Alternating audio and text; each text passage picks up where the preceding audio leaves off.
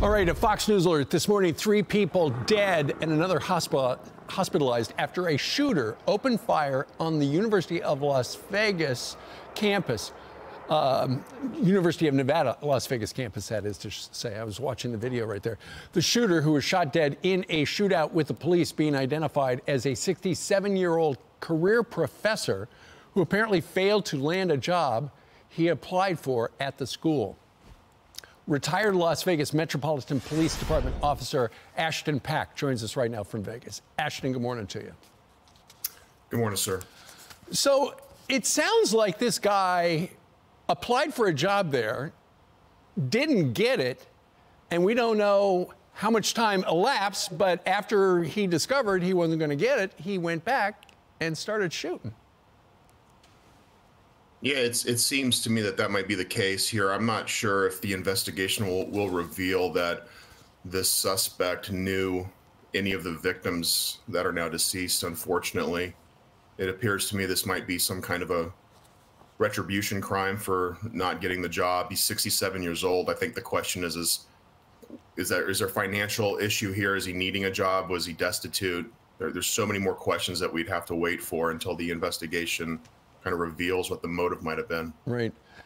Ashton, you know, oftentimes when violence erupts on a college campus, the campus police response is sometimes lacking. That was not the case yesterday.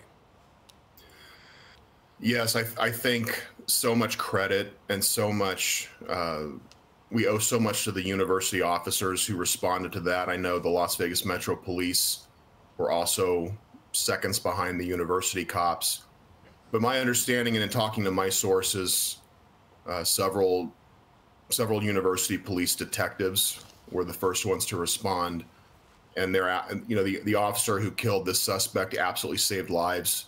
There's a lot of young men and women alive right now because of that immediate response from these heroic officers. So right. Bravo to them. It's hard to believe it was, what, 6 years ago at the Mandalay Bay, there was a shooter upstairs and killed so many people.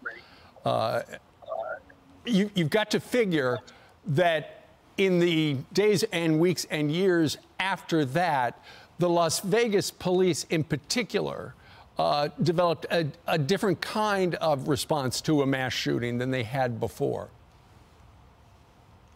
That's correct. And you know, in my time in Las Vegas, for the 20 years that I spent as a law enforcement officer, I can say that law enforcement in Southern Nevada we have some really amazing training.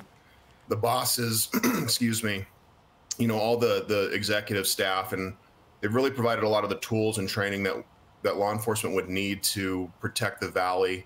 Las Vegas, I always call it the island in the Mojave. There's really no one else around here to help. It all falls on the shoulders of Southern Nevada law enforcement. And so that training was absolutely provided. It kind of came after the Mumbai attacks from, you know, in the 2000s. Mm-hmm. And unfortunately, we had so much lessons learned from the 1 October attack 6 years ago. And so yesterday, I think the training and the experience of what we had handled 6 years prior, I can promise you there were probably a lot of law enforcement officers on scene who were there the night of 1 October, maybe even the university police included. And so, yes, that training is absolutely critical, and they've done a great job at, you know, being prepared for these incidents and then trying to prevent these incidents from happening. You can't catch everything, but they really do it right. Well, the response yesterday was amazing. Ashton, thank you very much for getting up so early out in Las Vegas, where it is 3:22 in the morning. Thank you, sir. I'm Steve Ducey. I'm Brian Kilmeade. And I'm Ainsley Earhart. And click here to subscribe to the Fox News YouTube page to catch our hottest interviews and most compelling analysis.